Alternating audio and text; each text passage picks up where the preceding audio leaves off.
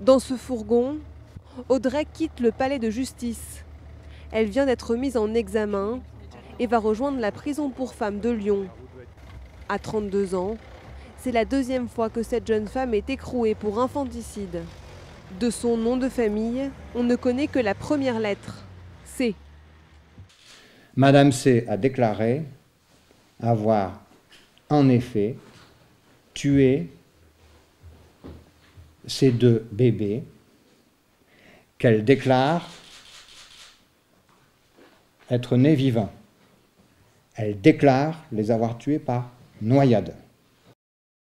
Audrey, que l'on voit ici dessinée en 2005 lors de son premier procès, a donc avoué.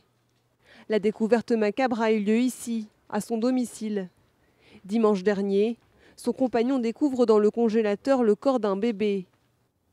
Il appelle aussitôt la gendarmerie. Sur place, les enquêteurs découvrent un deuxième corps. Tout de suite, la mère, Audrey, avoue les faits et affirme que son compagnon est le père des enfants. Lui, en état de choc, est hospitalisé dans la soirée. Le couple vivait séparément. Les voisins de la jeune femme sont abasourdis. Ce qu'on ressent quand on apprend quelque chose comme ça, de l'horreur, de la misère sociale, une grande misère cachée quelque part. Parce qu'en fin de compte, c'est une personne qui vivait comme tout le monde, qui travaillait, qui avait... Voilà. Je l'ai croisé juste un jour avant, je crois. Il était en robe, il faisait beau il y a quelques jours, là. J'aurais jamais pensé à un truc comme ça. Les grossesses de la jeune femme ont eu lieu en 2011 et 2012. À l'époque, Audrey travaille dans le centre-ville d'Ambérieu, dans ce bar. Ici, personne n'a remarqué qu'elle était enceinte. On n'avait vraiment rien vu. Elle s'habillait toujours bien, en petite robe ou en short. On n'a jamais vu... Elle n'a jamais caché son ventre, rien du tout. Physiquement, elle était comment? C'est une fille qui pouvait être un petit peu ronde? Ah non, elle était très mince. C'est une fille très mince. Puis toujours active, donc toujours bien. Vraiment, à aucun moment vous êtes... À aucun moment. Non, à aucun moment. À cette époque, Audrey sortait de prison. Elle venait de purger une peine de 8 ans pour infanticide. Oui, je savais. Oui. Est-ce que vous savez exactement comment c'est l'affaire? J'avais su toute l'affaire, oui. Ambérieu, c'est une petite ville, hein, tout se sait. Voilà. Et avec les journaux, voilà. Mais Elle en parlait? Non, jamais. Jamais. Les faits remontent à 2002. La jeune femme, 21 ans à l'époque, est déjà mère d'un petit garçon de 2 ans. Elle vit chez ses parents. Un soir, elle accouche dans les toilettes. Personne dans son entourage ne savait qu'elle portait un enfant. Audrey demande à sa mère d'étouffer le nourrisson. Elle le fait. 2 jours plus tard, les 2 femmes sont interpellées.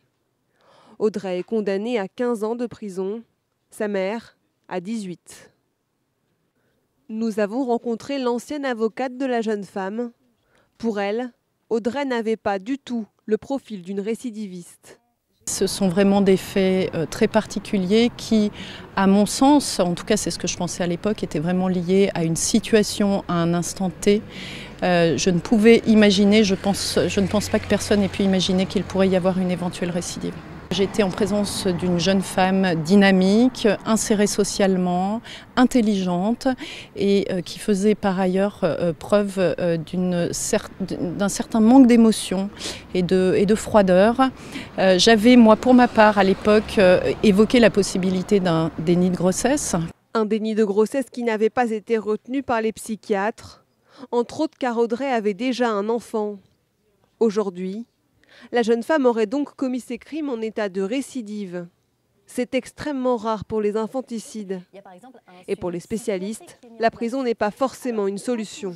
D'abord, il faut savoir que les conditions de soins en prison ne sont pas extrêmement développées, mais qui plus est, cette femme n'a peut-être pas souhaité se faire soigner, n'a peut-être pas. Est-ce qu'il n'y a pas un suivi psychiatrique obligatoire? Il n'y a pas de suivi psychiatrique obligatoire. D'ailleurs, ce ne serait pas forcément la solution. Ce qui serait la solution, c'est de l'amener à prendre conscience d'abord de la gravité des faits.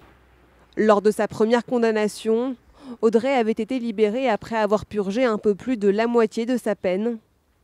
Elle risque désormais la prison à perpétuité.